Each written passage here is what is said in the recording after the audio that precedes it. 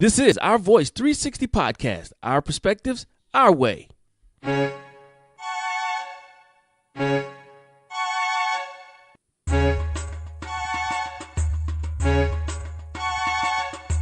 Hey, I'm your host, Chad Bumgarner, and Our Voice 360 is a podcast from our perspective, providing inspiration, business and leadership tips, Black history knowledge, sports, current news events, and self-help insight, along with other information to keep you in the know while you're on the go. Today, we'll kick off the show with a little motivation and inspiration from none other than Mike Brown. Right after that, we'll get some great business and leadership tips and insight from the leadership coach himself, me, Chad Bumgarner. Then we'll switch gears a bit and get educated on who we are when Mike Brown comes back to us with some Black history pearls of knowledge of self.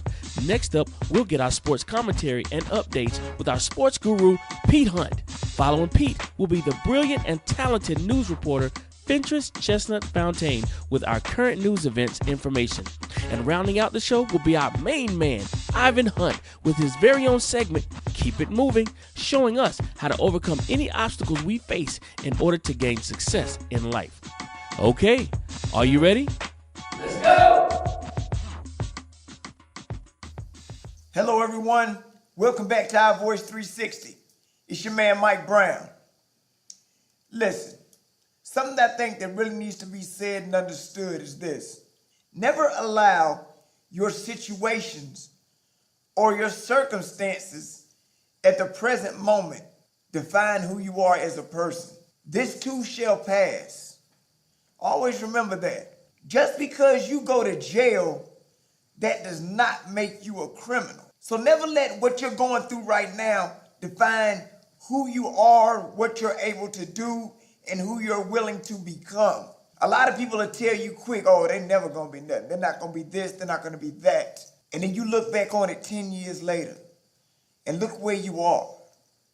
Because you didn't allow whatever situation you were in define the rest of your life. Because always understand this. What you choose to believe in your heart, that is who you will eventually become. So why not believe that you're a winner? Why not believe that you're successful, that you're an awesome parent, awesome friend, awesome wife, awesome husband? With that being said, I'm out. Thank you for listening. It's M. Brown, Our Voice 360. You're listening to the Our Voice 360 podcast, our perspectives from our way, keeping you in the know while you're on the go.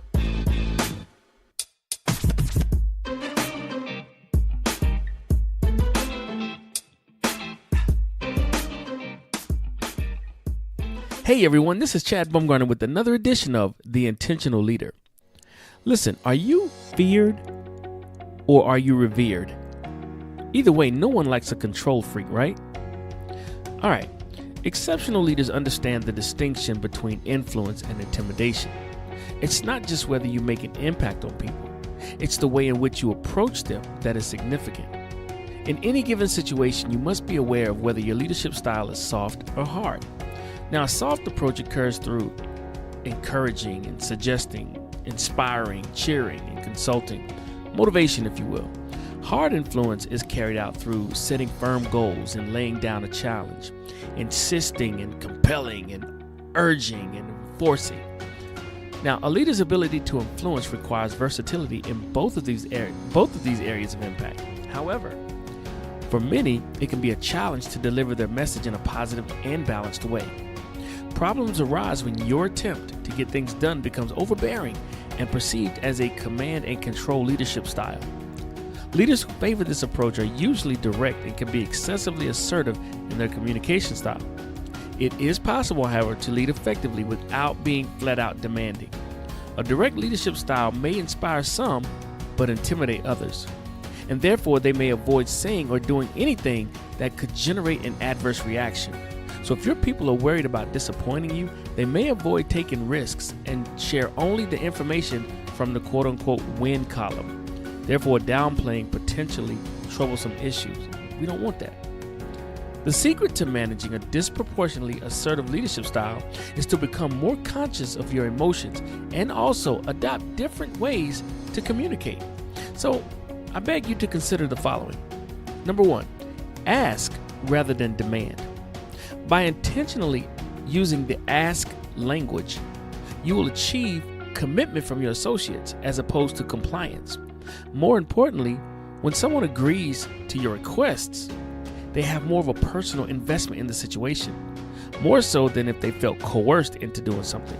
So make a concerted effort to shift your tone of voice and choose your words carefully to bring about a more favorable result.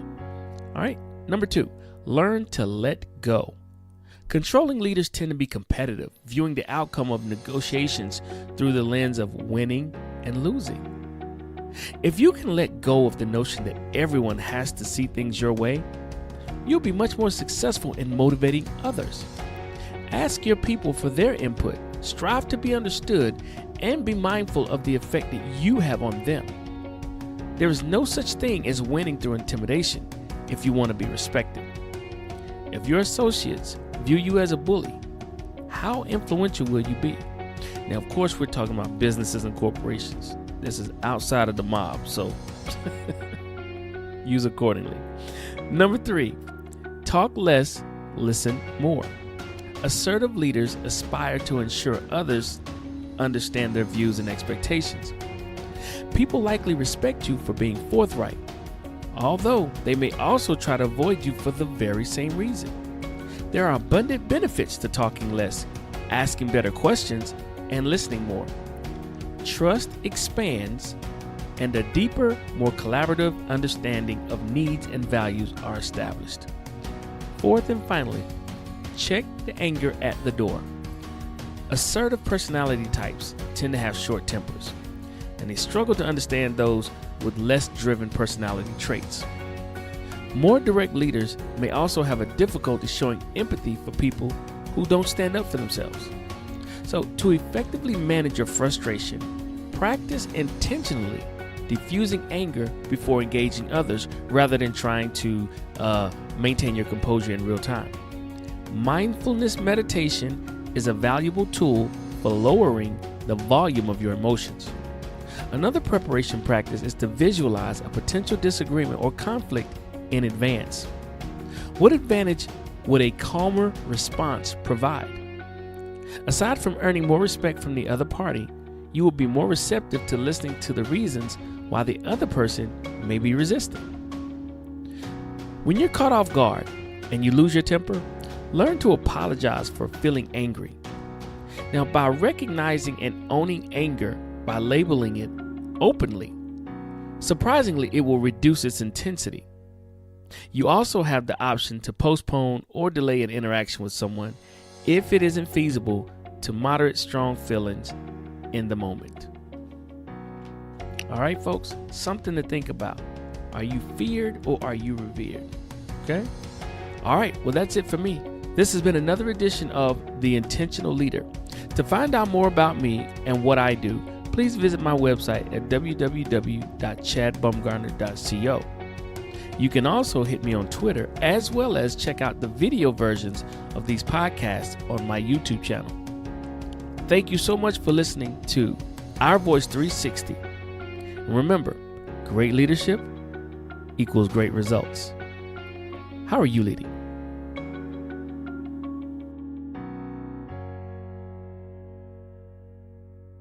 Hi, are you tired of high turnover rates, constant confusion on the team, or maybe even low or mediocre productivity from your team? Well, the CDB Consulting Group has the experience and the business acumen to correct those issues and take you and your team to the next level. So contact us today. Go to www.chadbumgarner.co or call us at 678-571-2773. And remember, great leadership equals great results. How are you leading? Hello, everyone, and welcome back to Our Voice 360. It's your man, Mike Brown.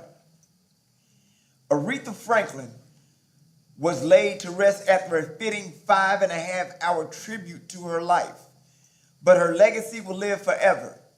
The Queen of Soul has left her indelible mark on many a recording studio, and Criteria Studios in Florida was one of her creative hubs. Now known as the Hit Factory Criteria in Miami, the studio was founded 60 years ago by Mac Erneman and became a destination for many pop, soul, and rock acts in the 1970s. Franklin, who primarily recorded in New York for the Atlantic Record Studios and Fame Studios in Muscle Shoals, Alabama, made her way to South Florida to craft a number of hits and albums. Her 17th studio album, Spirit in the Dark, was recorded there in 1969. Franklin recorded her Aretha's Greatest Hits album, released in 1971. The gold-selling cover of Spanish Harlem came from those sessions. 1972's funky, groove-centered Young, Gifted, and Black, which featured her hit Rock Steady, helped put Criteria on the map. Along with Franklin, Michael Jackson, James Brown, Mariah Carey, Adele, the Bee Gees, Dr. Dre, Nicki Minaj, and the Eagles, and many others have created tracks at Criteria. In 1999, the New York City recording studio chain Hit Factory purchased Criteria, thus its new name. Once again, people, know yourself, know your worth. Aretha Franklin, you will truly be missed. It's your man, M. Brown, and I'm out. Peace. Whether you go from state to state, coast to coast, there is no job too big, no project too small for Elect Graphics and Photography. If it's important to you, then it's important to us. Allow Elect Graphics and Photography to take care of all your graphic design, audio, and video needs. You can reach us at 828-855-3057. Thank you. You're listening to the Our Voice 360 podcast, our perspectives from our way, keeping you in the know while you're on the go.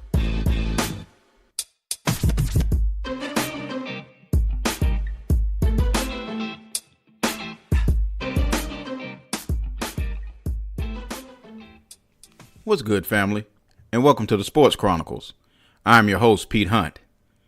In all of the hoopla surrounding the controversies in the Women's U.S. Open tennis final between Serena Williams and Naomi Osaka, one thing was omitted: the celebration of Naomi Osaka. Let's go back to the night of September 6th. After the complete domination of Madison Keys, the 20-year-old Haitian-Japanese star was excited, almost to tears, with the prospect of playing her idol, even to the point that I thought she would be too starstruck to compete against the greatest tennis player to ever play. To be honest, I did not expect this to be a very competitive match at all. I just assumed Serena would dominate the younger Osaka, but boy was I wrong. Naomi beat Serena at her own game.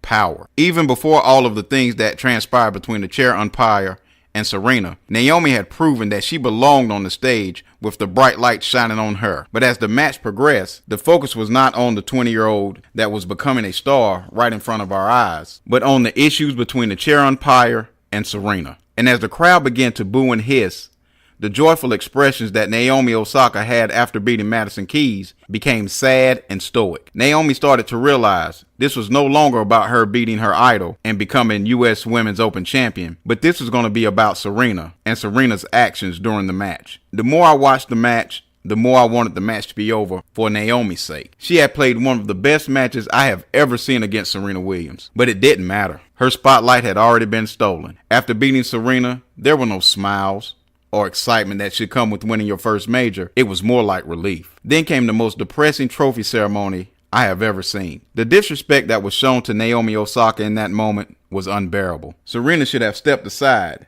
and allowed Naomi to receive the love, not only that she deserved, but she earned. So I want to take this time to salute Naomi Osaka for becoming the 2018 Women's U.S. Open champion. Because you know what? Black girls rock. Thank you for listening to the Sports Chronicles exclusively on Our Voice 360.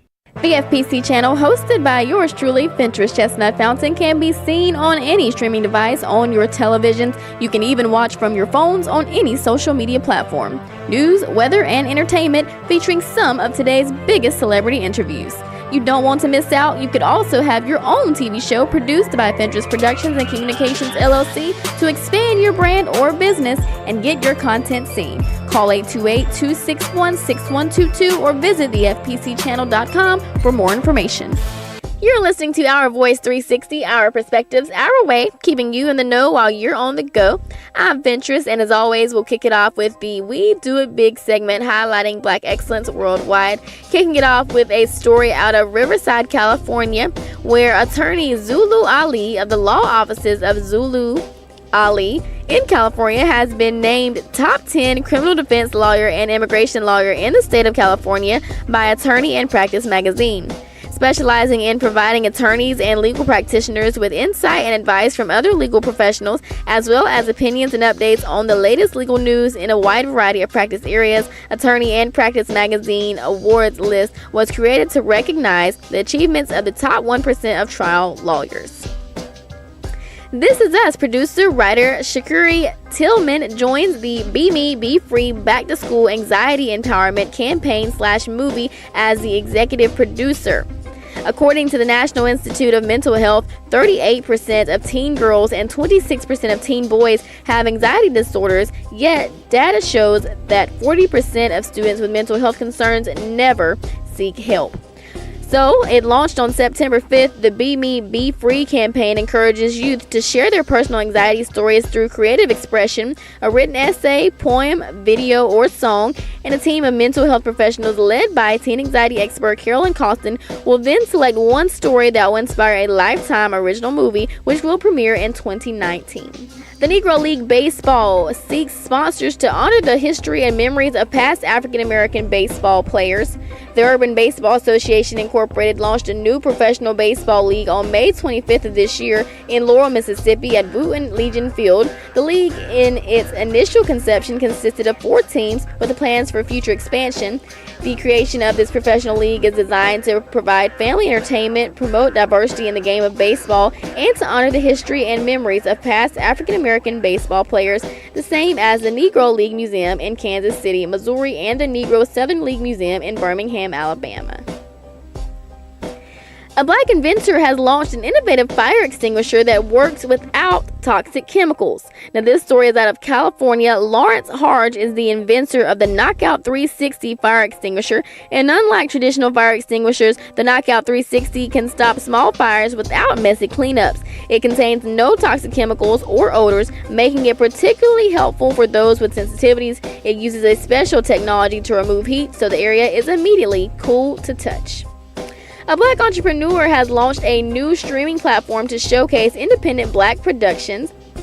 Rashida Devore is the founder of X On Demand. With the ease of access to film and television shows online and streaming services on the rise this year, there are a few markets in the field that have yet to be covered, but outlets exclusively for Black creators to call home still fall low on the Google search list, and X On Demand seeks to change that. It will be a Netflix-esque platform dedicated to showcasing works by Black filmmakers and content creators.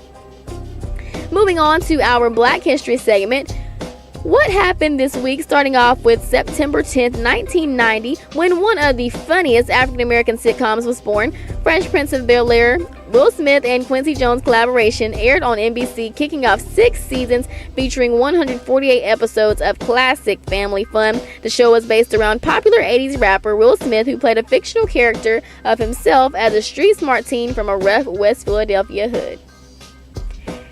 On September 11, 1991, Serena Williams, who is arguably the greatest tennis player of all time, she won the U.S. Open at the age of 17 after Althea Gibson in 1958. She became the first African-American woman to win the U.S. Open on September 11, 1999. It was a sunny day at Arthur Ashe Stadium in Queens, New York. Williams beat Martina Hingis 6-3, 7-6, 7-4 to win the title.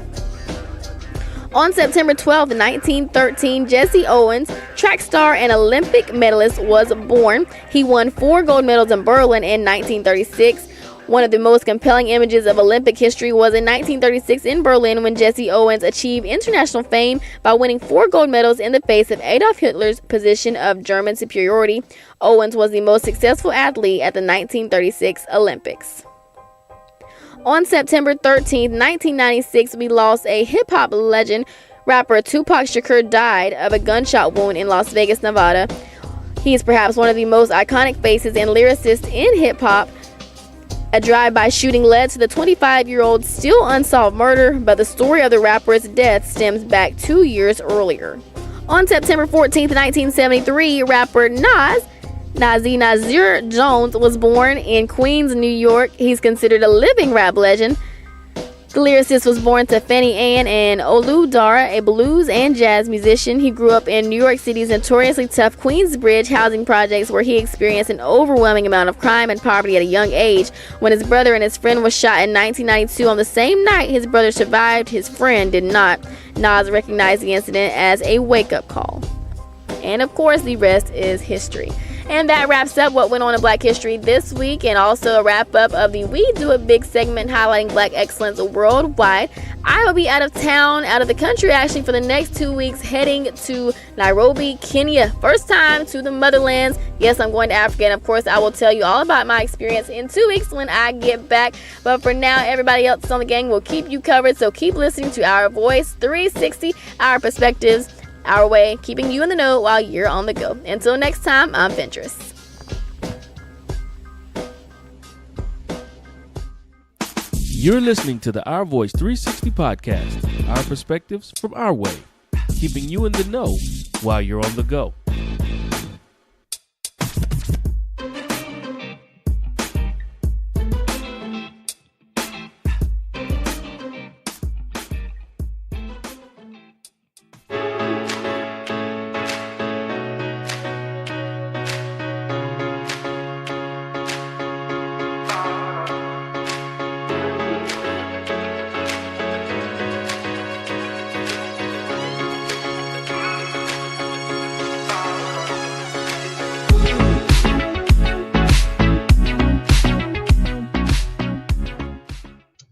Hey, this is Ivan, the host of Keep It Moving, new video podcast show. And I'm excited today about my guest, Andrada Aniti from Romania.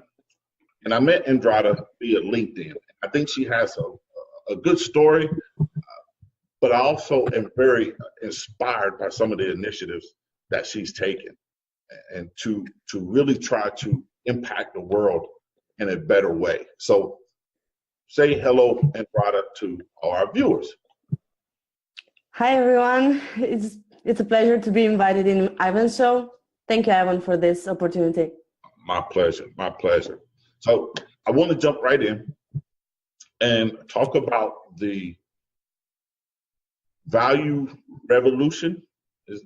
Am I saying it correct? It's vulnerability. Vulnerability. Okay.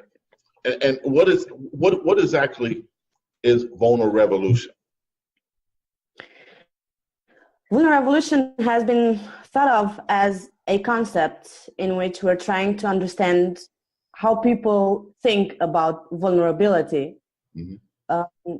What was their experience with vulnerability, and if there's a success story behind it. I mean, there may be people that went through this stage, and managed to successfully get over it. Or on the other hand, that may be people that are still confronting with it and are looking for a solution, for a resolution.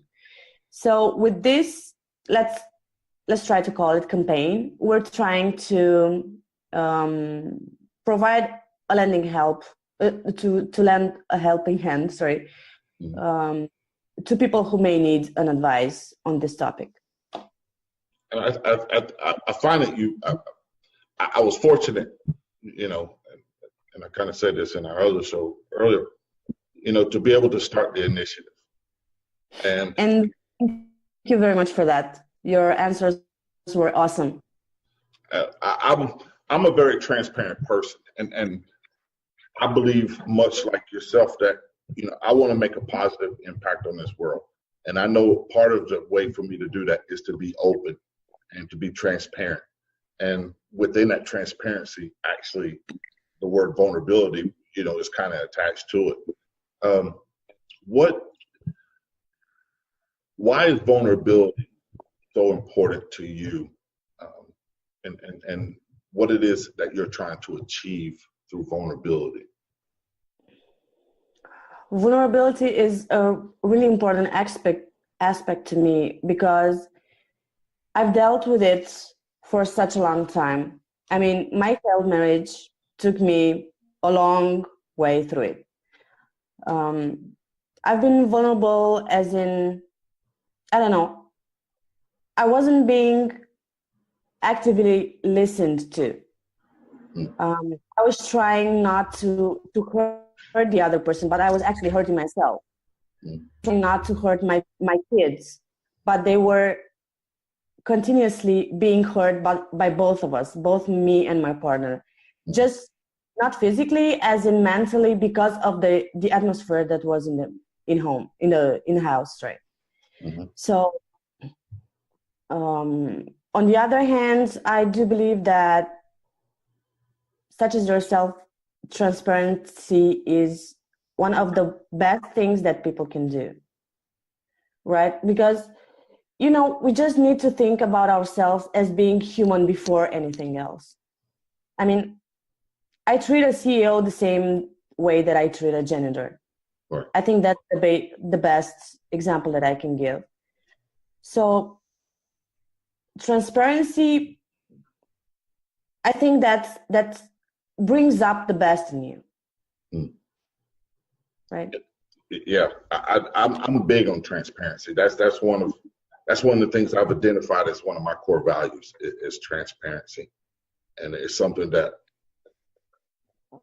I look for in other people. And another word I think is and I've heard you mention this before and in other places is the mask. What does that mean to you? A mask. What is that? Actually, mask is also the name of my first ever published article on my blog. Okay. Why mask? Because I hate the fake. And to me, mask means being fake. And I said there in that the article that as a woman takes off her makeup in the evening, right? I think that we should all take off our prejudice and just look beyond that and try to understand why people do that and see where are the issues with today's society. For instance, I'm not going for all doctrines. I'm guiding myself. Okay, we have some guiding ideas, right? Some guidelines. Right. Still, I believe that we can construct our own perception, but we need to engage self-thinking, not taking for good what others think about what surrounds us. Right. That's one of the things I started installing into my kids. I've always pushed education, and I do think education is important, obviously. And education was beat upside my head when I was growing up. You got to go to college, you got to do this, you got to do that, you got to, get a good job and all these things. And one of the things I've actually shifted with my kids, now I tell them they still need to have an education, but to also be self-educated. There's a difference from having an education and being educated. Educated, in my opinion, is where you start teaching yourself.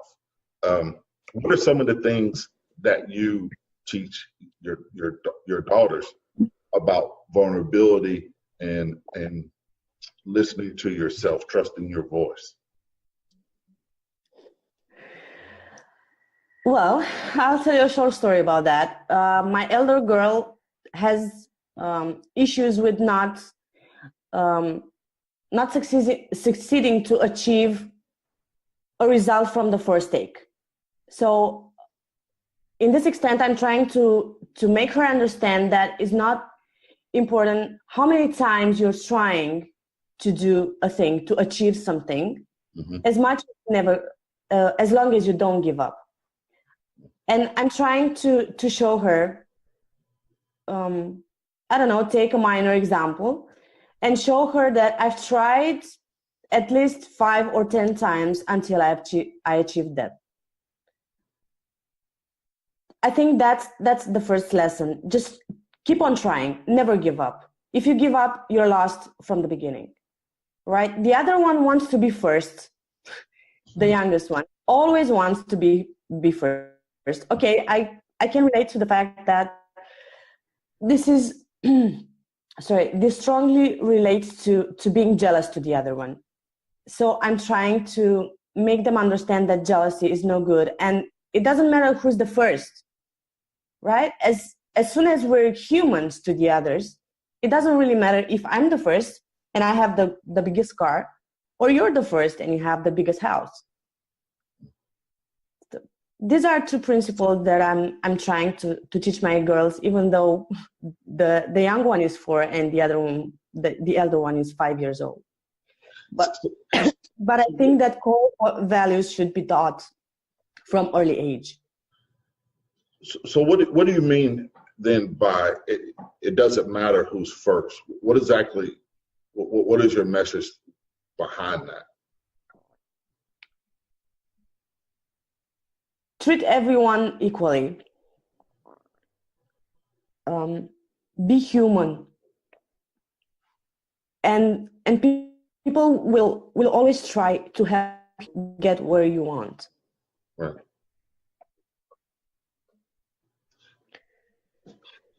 I'm impressed with your level of wisdom and maturity.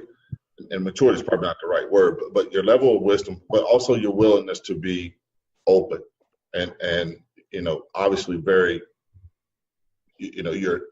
I would suspect that you're very much a thinker. Yeah, I am. I used to be, sorry for interrupting, I used to be an overthinker, which is not good at all. I mean, it's okay to think about things in detail until some point. If that thing occupies your mind more than half an hour, that's overthinking, right? And overthinking is slowly killing us, because we're taking in consideration things that may never be there. We're making assumptions, which most of the times may be wrong. We might take risks that do not exist. So what are some of the things you do then to help you not overthink? Because I think a lot of viewers, everybody has a tendency to start living in their head a little bit. So what are some of the tools or steps that you could offer our viewers to help them kind of get out of their head a little bit? Breathe and get in touch with nature.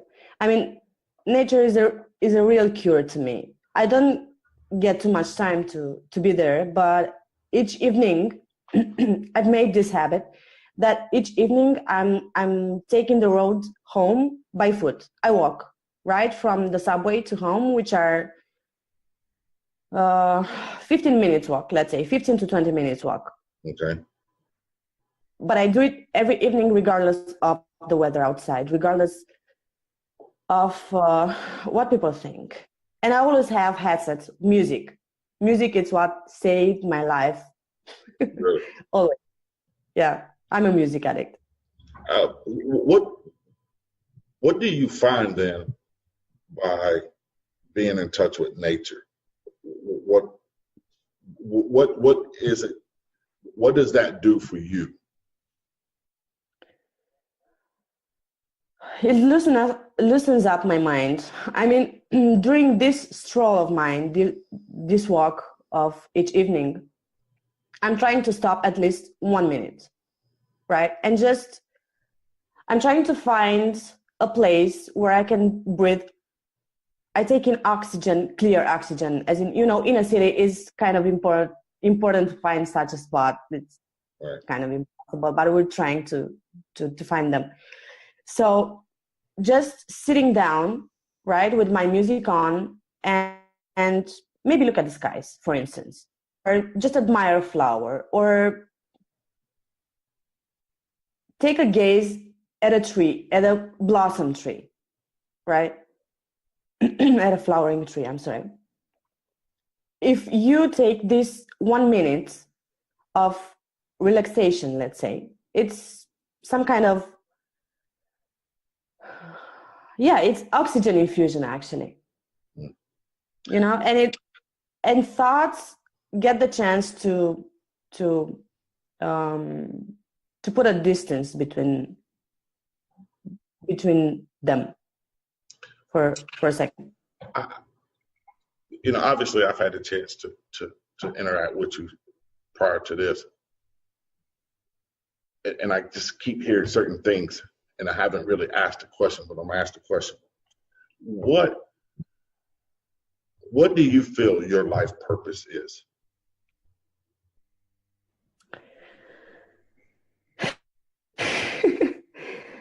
If I could, I would live out of writing. That's what I would do for the rest of my life. Write and help people and interact. Right. Yeah, interaction. Because, I think writing drives interaction. Right? Because if you publish something, for instance, an article on the blog, most probably you will get a feedback. Out of that feedback, if you keep it going, you can construct something. People may get to trust your point of view. And if you get to build a bit of trust, you can even go beyond that. For instance, we talked on LinkedIn, right? And afterwards, we chose to interact outside LinkedIn. So I think this is why I want to go for writing, because I can interact more with people. And I love people. And people are beautiful, but they don't know it. Absolutely. What are some of your favorite topics to write about?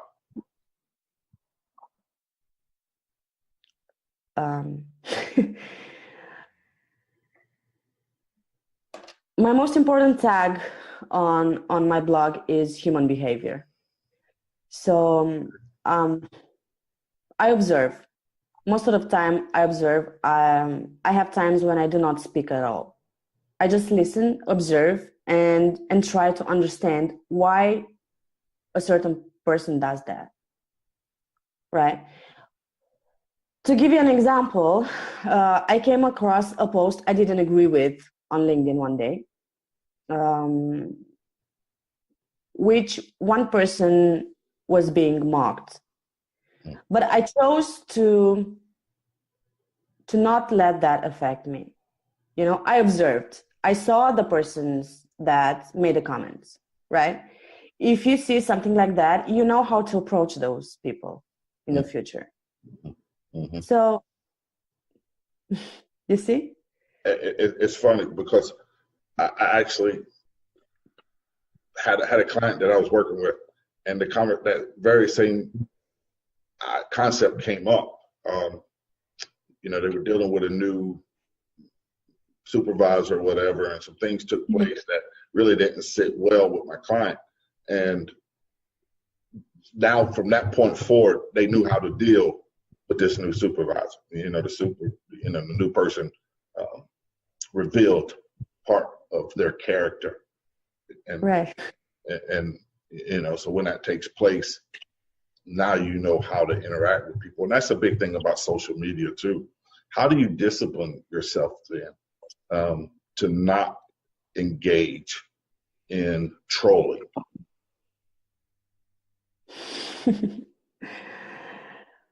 Well, I've come to the conclusion that trolling spends too much of my energy. So if, for instance, trolling would have something to do with plagiarism, right? With duplicating content. Okay. Or stealing content. Actually, that's it, stealing content of someone else, right? If it deals with that, I'm going to stand up. I did it. And I will do it again.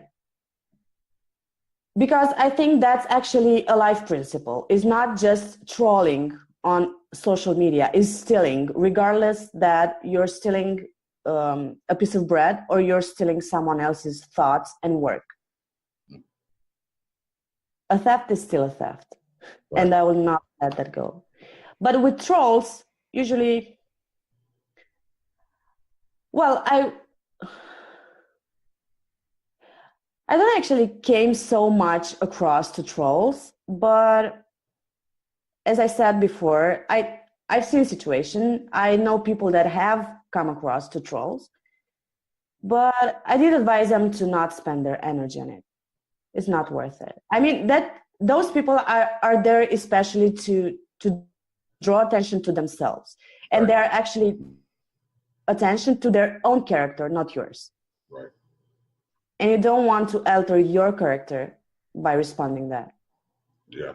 And I think sometimes that's very hard, especially when it happens to you, but then also when there's an exchange of opinions that are very different from one's own. I want to circle back to your writing. Yeah. What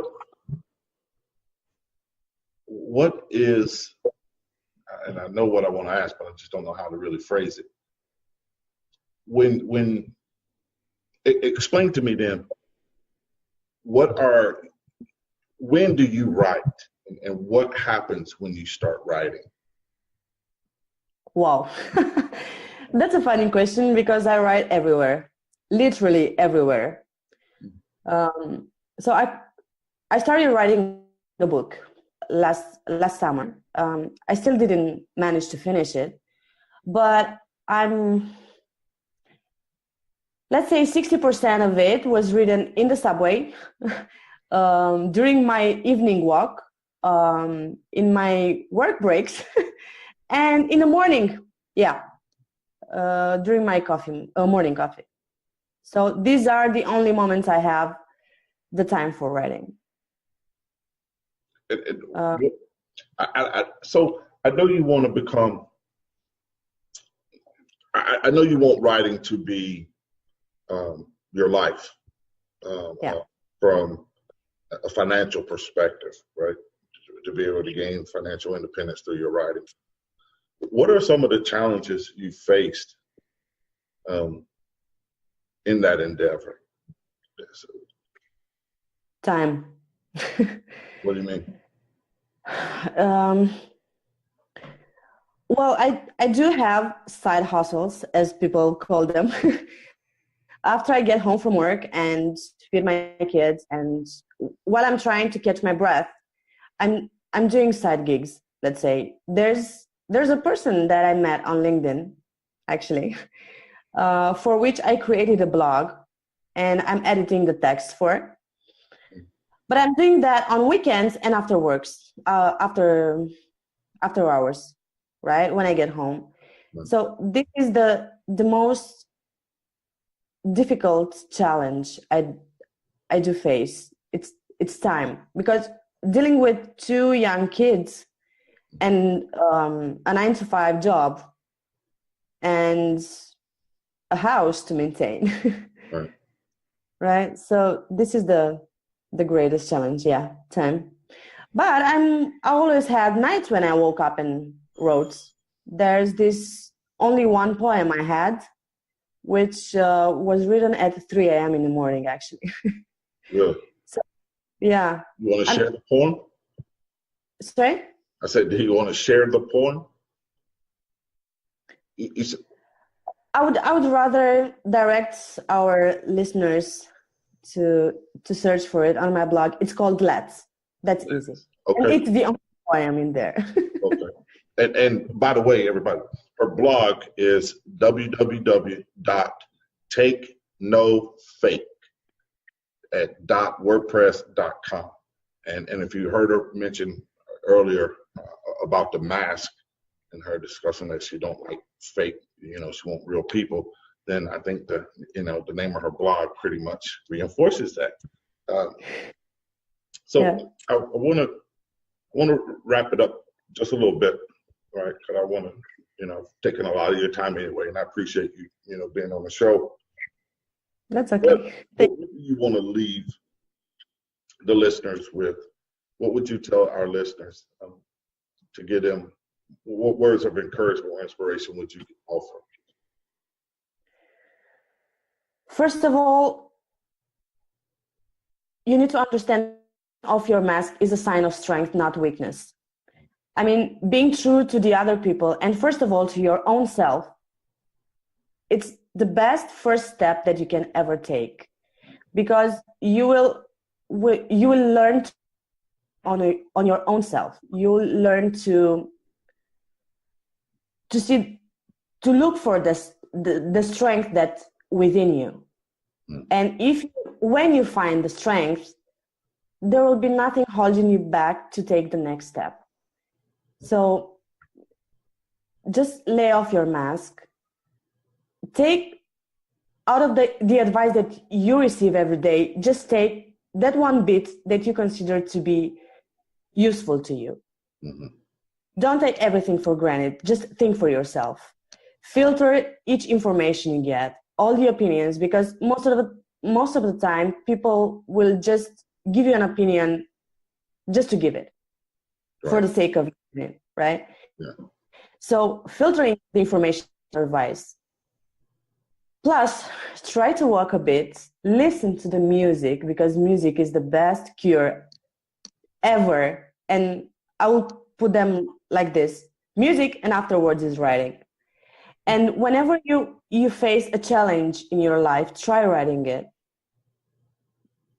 So the joint of music and writing, to me, made wonders. I could relate to that, because part of my language or expression of love is music. That's just an extension of my thoughts and feelings. Writing, I actually like writing, and some writing is for the public and some is just for me. Yeah, but it still helps you on a personal level, right? Yeah. Even if you don't publish it. I do have tons of text that I didn't publish ever, and I will never. But it helped me release that tension within my body and my brain at that specific moment. Now, what are some other blogs so far? Have you been a guest on any other people's blogs? Yeah, I was. There was actually recently, last week actually. It's called AF, but let me please look for that. Can I message you after that with the exact name? I wouldn't like to misspell it, right? Yeah, and that was what left me a very good impression of the man running it, because I asked him, okay, and what topic would you like me to write about? And he said, whatever you want. I do believe in the freedom of speech. Okay. And that's what impressed me, and that's what actually I think that drove me to finally write the article. And by the way, the article I wrote was the announcement for Vulnerability. Oh, really? On his blog. Okay. And he did, yeah. Okay. Yeah, if I think I mentioned it, that I had the opportunity to be a guest on that, and I think very powerful, very powerful questions. And I know my mind state going into it was, I'm gonna be open, I'm gonna be honest about the questions. I don't want to give any of the questions away, but about vulnerability and the lessons that I've learned from vulnerability. And I like the fact that you believe in being, true to oneself or true to yourself, and filtering information and identifying what is true versus what is your truth. And so I just want to wrap it up real quick, because I don't want to take any more of your time, and I appreciate you being on the show. I think you're a remarkable person, right, a remarkable woman and mother, and I think you have a very, very bright future ahead of you. And hopefully, this part will, spread your message even more, and continue to do the things that you're doing to help others and help the world. And so with that being said, hey, this is me, your boy Ivan Hunt, host of Keep It Moving Talk Radio, or actually now it's the video podcast. And I just want to tell everybody, be true to you. Being true to you is learning how to speak your truth. Within learning how to speak your truth, You can be tactful. You don't have to be condescending to anybody or malicious and foul to anybody by speaking your truth. Speaking your truth is simply the concept of speaking your thoughts, speaking your feelings, speaking your emotions, your opinions and judgments about certain topics or situations. It's about standing up for yourself. It's about identifying your strengths and weaknesses. Speaking your truth is the pathway to happiness. And I think forgiveness is the key to happiness. But speaking your truth is the path to staying happy. And you don't have to curse people out just because they make you mad. You know, you can sit there and say, okay, look, I'm getting upset. Let me take a break. I'll come back to you and we'll finish this conversation. And that's speaking your truth, because now you've understood that, you know what, you learned how to self-control your emotions and your thoughts. So that's kind of my closing comments. And I'm super excited to have Andrada here on the show today. I think she's going to do big things, and it's going to happen a lot sooner than later. So that said, Ivan Hunt, host of Keep It Moving. Peace.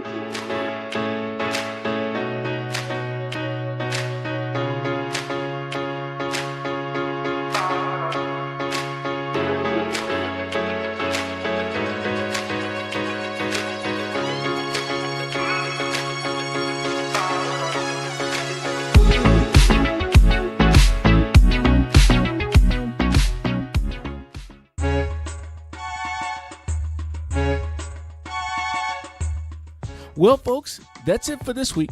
I'm your host, Chad Bumgarner. I want to give a shout out to my OurVoice 360 team, Mike Brown, Pete Hunt, Fentress Fountain, and Ivan Hunt. As always, thanks for tuning in to OurVoice 360, our perspectives, our way, keeping you in the know while you're on the go. See you next week.